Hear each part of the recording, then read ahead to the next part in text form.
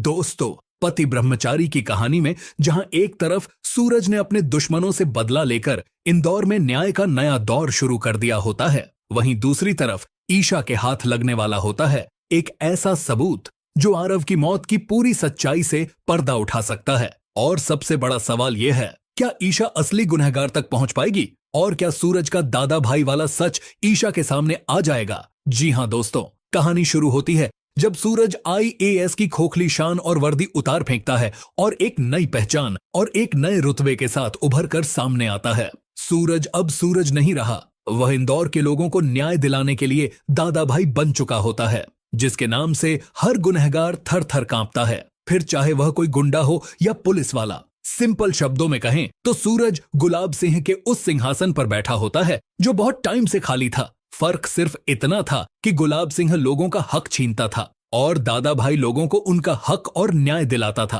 पूरे 1 साल तक सूरज इंदौर पर राज करता है। 1 साल पहले जो लोग विजय बिल्डर से डर कर गवाही नहीं दे रहे थे, आज वही लोग सीना ठोक कर विजय बिल्डर को चप्पल मारते हैं। सबसे बदला लेने के बाद सूरज काव्या के पास जाता है और कहता है, मैंने तेरे सारे गुनहगारों को कुत्ते की मौत मारा है, लेकिन फिर भी यह दादा भाई तुझे तेरा आरव वापस नहीं लौटा पाया। काव्या रोते हुए सूरज को गले लगा लेती है और कहती है, आरव की आत्मा को अब शांति मिल गई होगी, लेकिन उसकी एक और इच्छा अभी भी अधूरी है। सूरज कहता है, तुम बस बताओ, मैं जमीन आसमान एक कर दूंगा। तब काव्या व्हील चेयर पर बैठे अरविंद जी को सूरज के पास लेकर आती है और कहती है, पापा का एक सपना आपने पूरा कर दिया, लेकिन उस सपने को पूरा करते करते आप पापा का वह सपना भूल गए जो उन्होंने तब देखा था जब आपने पहली बार IAS बनने की बात कही थी। सूरज काव्या के सर पर हाथ रखकर कहता है, IAS बनना मेरा बीता हुआ कल था और बीता हुआ कल कभी लौट कर नहीं आता। आज मैं दादा भाई हूं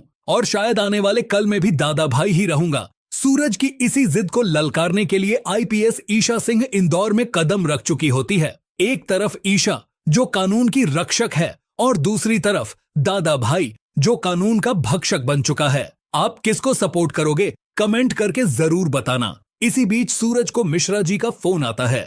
IPS ईशा सिंह ने थाने में अपनी रिपोर्टिंग दे दी है, सावधान हो जाओ। यह सुनते ही सूरज ईशा से सच छुपाने के लिए एक प्लान बनाता है। वह फैसला करता है कि उसका गुंडा बनना, पापा जी का व्हील चेयर पर बैठना, यह सब ईशा के वेलकम के लिए सिर्फ एक प्रैंक या नाटक बताया जाएगा।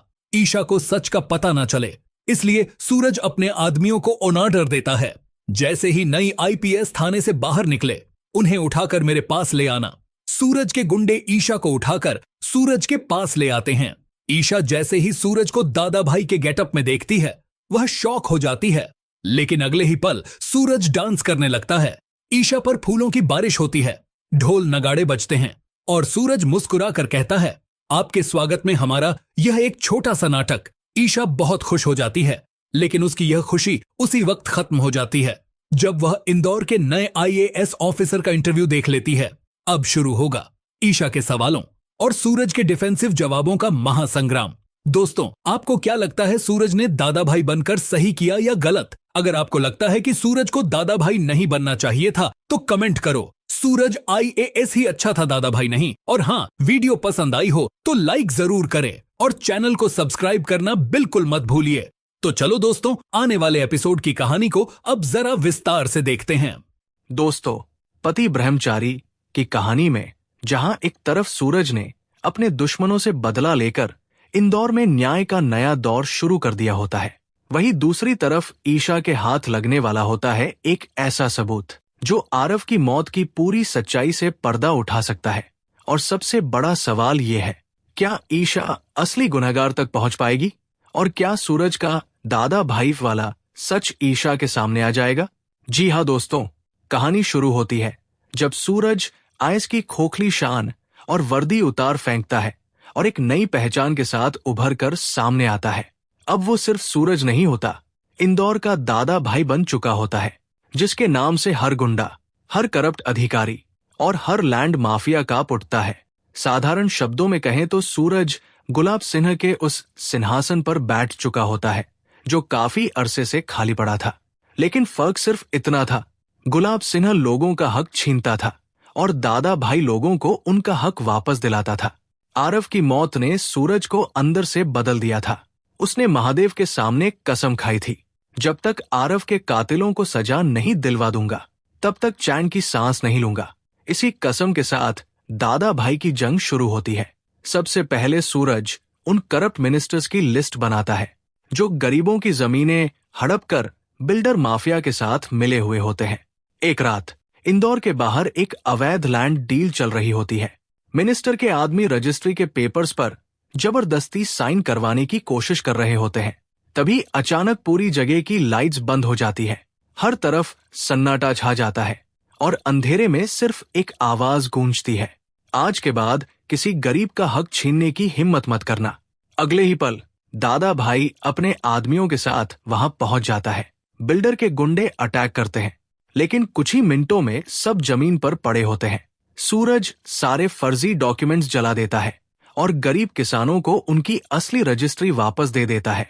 एक बूढ़ा किसान रोते हुए सूरज के पैर पकड़ लेता है। बेटा, आज तूने हमारा घर बचा लिया। सूरज उसे उठाकर कहता है, मैंने सिर्फ तुम्हारा हक लौटाया है। उस दिन के बाद इंदौर में एक ही नाम गूंजने लगता है, दादा भाई। पूरे 1 साल तक सूरज एक के बाद एक corrupt minister, builder, land mafia और गुंडों के खिलाफ जंग छेड़ देता है। जो लोग पहले विजय बिल्डर के डर से गवाही नहीं देते थे, आज वही लोग उसके खिलाफ कोर्ट में खड़े होकर सच बोलते हैं। हर न्यूज चैनल पर सिर्फ एक ही नाम चल रहा होता है, कौन है दादा भाई। पुलिस उसे पकड़ नहीं पाती और जनता उसे अपना मसीहा मानने लगती है। लेकिन इतनी बड़ी जीत के बाद भी सूरज के दिल का दर्द कम नहीं होता। एक दिन वो कव्या के पास जाता है और कहता है, मैंने तेरे सारे गुनहगारों को कुत्ते की मौत मारा है, लेकिन फिर भी ये दादा भाई तुझे तेरा आरव वापस नहीं लौटा पाया। कव्या रोते हुए उसे गले लगा लेती है। आरव की आत्मा को शांति मिल गई होगी, लेकिन उसकी एक और इच्छा अभी भी अधूरी है। सूरज कहता है, तुम बस बोलो कव्या, मैं जमीन आसमान एक कर दूंगा। तभी कव्या व्हीलचेयर पर बैठे अरविंद जी को उसके पास लेकर आती है। पापा का एक सपना आपने पूरा कर दिया, लेकिन एक सपना अभी भी अधूरा है।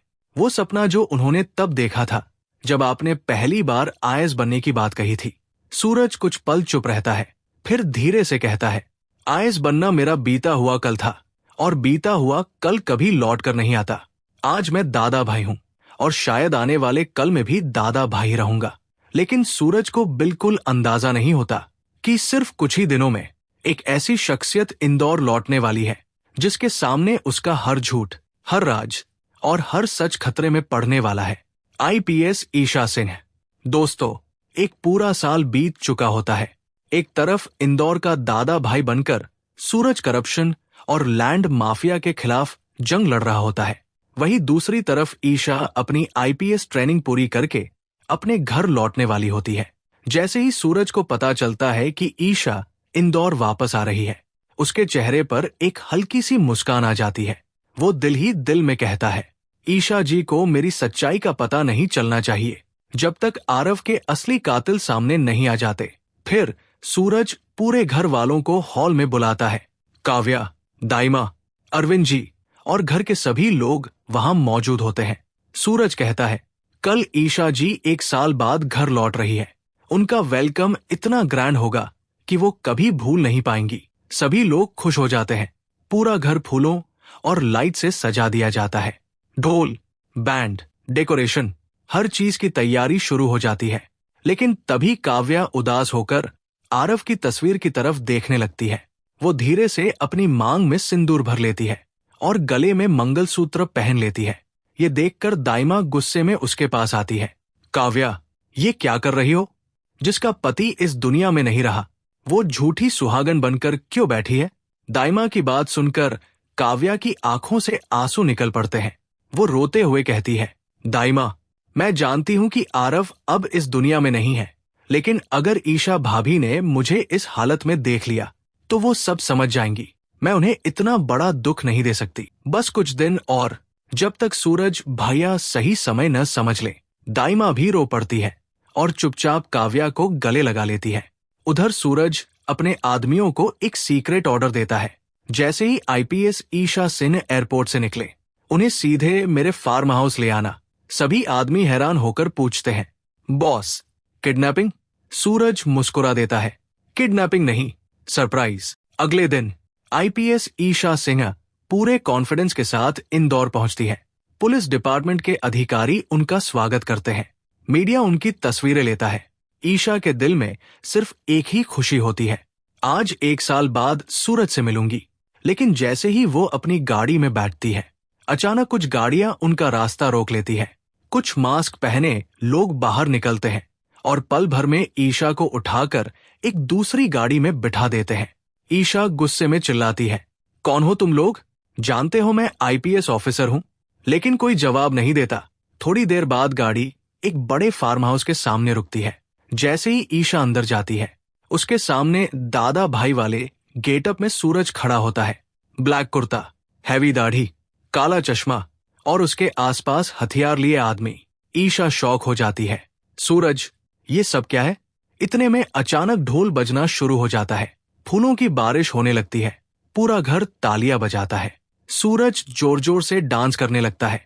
फिर हंसकर कहता है, वेलकम आईपीएस मैडम। ईशा हैरान होकर पूछती है, मतलब? सूरज मुस्कुराकर कहता है, मैं सिर्फ एक सीक्रेट मिशन पर हूं। ये दादा भाई वाला लुक सिर्फ एक अंडरकवर ऑपरेशन का हिस्सा है। मैंने सोचा तुम्हें थोड़ा सरप्राइज दिया जाए। पूरा घर हंसने लगता है। ईशा भी मुस्कुरा देती है। उसे लगता है कि सूरज वाकई किसी कॉन्फिडेंशियल मिशन पर काम कर रहा है और इसी वजह से उसने किसी को कुछ नहीं बताया। लेकिन क्या वाकई ये सब सिर्फ एक प्रैंक था, या सूरज अपनी जिंदगी का सबसे बड़ा झूठ बोल रहा था? और सबसे बड़ा सवाल, कब तक ईशा से दादा भाई का असली सच छुपा रहेगा? दोस्तों, जहां एक तरफ ईशा को लग रहा होता है कि सूरज सिर्फ एक सीक्रेट अंडरकवर मिशन पर है, वहीं दूसरी तरफ सूरज का हर गुजरता हुआ दिन उसके लिए एक नया झूठ और एक नई मजबूरी बन चुका होता है। सूरज नहीं चाहता था कि ईशा को उसके दादा भाई बनने की सच्चाई का पता चले, क्योंकि वह जानता था जिस दिन ईशा को सच पता चल गया, उस दिन हमारे रिश्ते की सबसे बड़ी परीक्षा शुरू हो जाएगी। इधर ईशा घर में सबसे मिलकर बहुत खुश होती है। वो अरविंद जी के पास जाती है। उन्हें व्हीलचेयर पर देखकर हैरान हो जाती है। वो पूछती है, पापा जी, ये सब कैसे हुआ? इससे पहले कि अरविंद जी कुछ बोल पाते, सूरज तुरंत बात संभाल लेता है। ईशा जी, एक छोटा सा एक्सीडेंट हो गया था। डॉक्टरों ने कुछ महीने रेस्ट करने को बोला है। अब सब ठीक हो जाएगा। ईशा को सूरज की बात पर भरोसा हो जाता है, लेकिन उसके दिल में कहीं न कहीं एक अजीब सी बेचैनी रह जाती है। उधर काव्या भी मंगलसूत्र और सिंदूर लगाकर ईशा के सामने नॉर्मल रहने की पूरी कोशिश करती है। ईशा मुस्कुराकर कहती है, काव्या, तुम दोनों को देखकर बहुत खुशी हो रही है। आरव कहाँ है?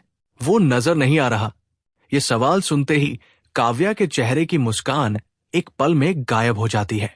उसकी आंखों में आंसू आ जाते हैं, लेकिन वो तुरंत अपना चेहरा दूसरी तरफ कर लेती है।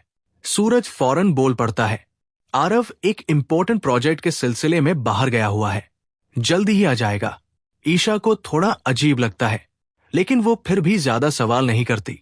दूसरी तरफ पुलिस हेडक्वार्टर में आईपीएस ईशा अपनी ड्यूटी ज्वाइन कर लेती है। उसके पास इंदौर के सबसे बड़े क्रिमिनल्स की फाइलें भेजी जाती हैं। जैसे ही वो पहली फाइल खोलती है, उसके सामने एक नाम चमक उठता है, दादा भाई। फाइल में लिखा होता है, करप्ट मिनिस्टर्स के खिलाफ हमले, लैंड माफिया के इलीगल एम्पायर को बर्बाद करना, कई बड़े गैंगस्टर्स का खात्मा, और हर जगह सिर्फ एक नाम, दादा भाई। ईशा हैरान होकर कहती है, ये आदमी क्रिमिनल है या लोगों का मसीहा? सीनियर ऑफिसर कहते हैं, कानून की नजर में वो वांटेड है, लेकिन अवाम उसे हीरो मानती है। ईशा तुरंत फैसला करती है, मैं इस दादा भाई की पूरी सच्चाई पता लगा कर रहूंगी। इसी बीच दूर एक लग्जरी फार्म हाउस में गुलाब सिंह की दोबारा एंट्री होती है। वो 1 साल तक चुप रहकर सूरज की हर चाल देख रहा होता है। गुलाब सिंह कहता है, सूरज, तुमने मेरा एम्पायर छीन लिया, अब मैं तुमसे तुम्हारी सबसे बड़ी ताकत छीनूंगा। उसका आदमी पूछता है, बॉस कौन? गुलाब सिंह धीरे से मुस्कुराता है, आईपीएस ईशा। अगर ईशा सूरज के खिलाफ हो गई तो दादा भाई खुद टूट जाएगा। इसीलिए गुलाब सिंह एक नया प्लान बनाता है। वो फेक एविडेंस तैयार करवाता है, जिससे लगे कि दादा भाई ही इंदौर के हर बड़े क्राइम का असली मास्टरमाइंड है। और सबसे खतरनाक बात, उन फेक सबूतों में सूरज का नाम भी जोड़ दिया जाता है। उधर ईशा को भी एक अनोनिमस लिफाफा मिलता है। उस लिफाफे में दादा भाई की कुछ तस्वीरें होती है, लेकिन चेहरा साफ नजर नहीं आ रहा होता। साथ ही एक नोट लिखा होता है, अगर दादा भाई को पकड़ना है तो उसके सबसे करीबी लोगों पर नजर रखो। ये पढ़कर ईशा और भी उलझन में पड़ जाती है। उसे बिल्कुल अंदाजा नहीं होता कि जिस दादा भाई को वो ढूंढ रही है वो उसके अपने घर में, उसके अपने सूरज के रूप में रहता है। दोस्तों, कब तक सूरज अपनी असली पहचान छुपा पाएगा? और क्या गुलाब सिन्हा का नया जाल ईशा और सूरज को हमेशा के लिए एक दूसरे के खिलाफ खड़ा कर देगा? यही होगा कहानी का सबसे बड़ा ट्विस्ट। दोस्तों, जहां एक तरफ गुलाब सिंह अपनी चालों से ईशा और सूरज के बीच नफरत की दीवार खड़ी करने की कोशिश कर रहा होता है, वहीं दूसरी तरफ किस्मत धीरे धीरे ईशा को उस सच के करीब ले जा रही होती है जिस सच को सूरज 1 साल से दुनिया से छुपाता आ रहा था। ईशा अपनी इन्वेस्टिगेशन और तेज कर देती है। वो दादा भाई के हर केस को दोबारा पढ़ना शुरू करती है। हर फाइल में एक ही बात कॉमन होती है, दादा भाई ने कभी किसी बेगुनाह को हाथ नहीं लगाया। उसने सिर्फ करप्ट मिनिस्टर्स, लैंड माफिया और गरीबों का हक मारने वालों को ही सजा दी। ईशा हैरान होकर कहती है, अगर ये क्रिमिनल है तो फिर लोग इसे मसीहा क्यों मानते हैं? इसी बीच एक दिन ईशा को खबर मिलती है कि दादा भाई एक अवैध लैंड डील रोकने वाला है। पुलिस तुरंत वहां पहुंच जाती है, लेकिन जब तक पुलिस पहुंचती, दादा भाई पहले ही गरीबों की जमीन वापस दिलवा चुका होता है। करप्ट बिल्डर भाग चुके होते हैं और लोग दादा भाई के नाम के नारे लगा रहे होते हैं, दादा भाई जिंदाबाद, हमें इंसाफ मिल गया। ये सब देखकर ईशा और भी उलझन में पड़ जाती है। उधर सूरज को पता चल जाता है कि ईशा उसके बहुत करीब पहुंच रही है। सूरज मिश्रा जी से कहता है, अब ईशा जी को सच से ज्यादा देर तक दूर नहीं रखा जा सकता। मिश्रा जी कहते हैं, लेकिन अगर उन्हें सब पता चल गया तो? सूरज गहरी सांस लेकर कहता है, फिर जो होगा देखा जाएगा। इसी बीच गुलाब सिंह अपना सबसे खतरनाक प्लान शुरू करता है। वो मीडिया में झूठी खबर फैला देता है कि दादा भाई एक बड़े बिजनेसमैन का मर्डर करने वाला है। पुलिस पूरे शहर में अलर्ट हो जाती है। ईशा भी अपनी टीम के साथ ऑपरेशन लीड करती है। रात के अंधेरे में एक पुरानी फैक्ट्री के अंदर पुलिस और दादा भाई के आदमी आमने सामने आ जाते हैं। गोलियों की आवाज गूंज उठती है, सब तरफ अफरातफरी मच जाती है। तभी ईशा की नजर दादा भाई पर पड़ती है। वो जोर से चिल्लाती है, रुको दादा भाई। सूरज एक पल के लिए रुक जाता है। उसकी आवाज सुनकर उसका दिल भर आता है, लेकिन वो अपना चेहरा छुपाकर वहां से निकल जाता है। भागते वक्त सूरज की कलाई से उसका खास ब्रेसलेट टूटकर जमीन पर गिर जाता है। पुलिस के जाने के बाद ईशा वो ब्रेसलेट उठाती है। उस ब्रेसलेट को देखते ही उसके चेहरे का रंग उड़ जाता है। वो धीरे से कहती है, ये तो मैंने सूरज को गिफ्ट किया था। अब ईशा के मन में शक पैदा हो जाता है। वो घर लौटकर चुपचाप सूरज को देखने लगती है। सूरज की कलाई पर ब्रेसलेट नहीं होता। ईशा के दिल की धड़कन तेज हो जाती है, लेकिन सूरज बात को संभाल लेता है। वो ब्रेसलेट कहीं गिर गया होगा ईशा जी।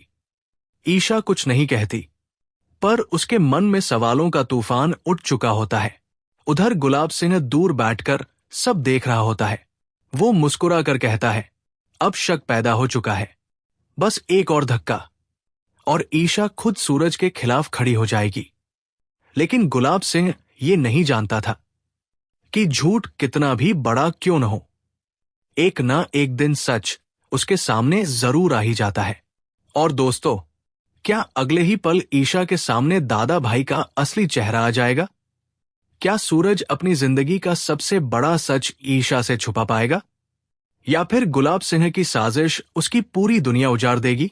दोस्तों, अब कहानी अपने सबसे बड़े मोड़ पर आ चुकी थी, जहां एक तरफ गुलाब सिंह अपना आखिरी दाव खेलने वाला था और दूसरी तरफ ईशा के हाथ लग चुका था वो सबूत जो दादा भाई की असली पहचान खोल सकता था। गुलाब सिंह एक सीक्रेट वेयरहाउस में बैठकर हंस रहा होता है। आज सूरज और ईशा दोनों खत्म। वो एक फेक ऑडियो रिकॉर्डिंग ईशा को भेजता है, जिसमें लगता है कि सूरज ही आरव के केस को कवर कर रहा है। ईशा शॉक में कहती है, तो सूरज, तुम भी इस सब में शामिल थे? ईशा का दिल टूट जाता है और वो सीधे सूरज को अरेस्ट करने का ऑर्डर दे देती है।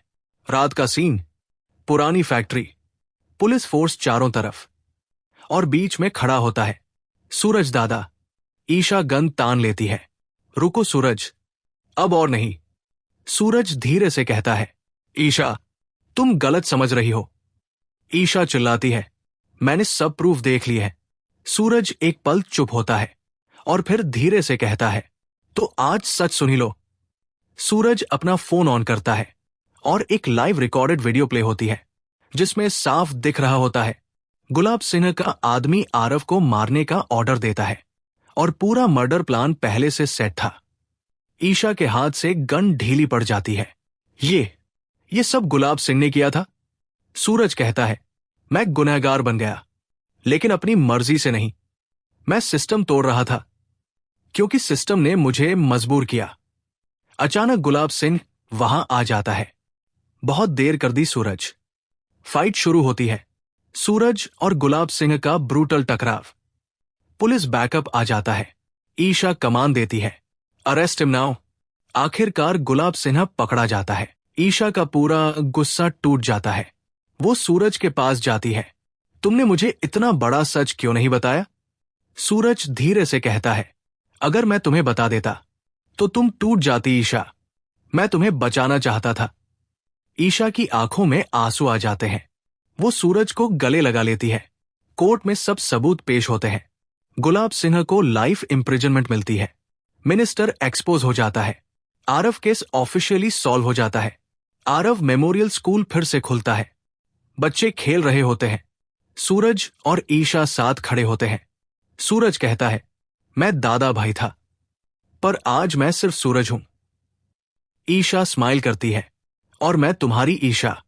सूरज ने कहा, अब कोई जंग नहीं ईशा, बस हम। और दोनों एक दूसरे का हाथ पकड़ लेते हैं।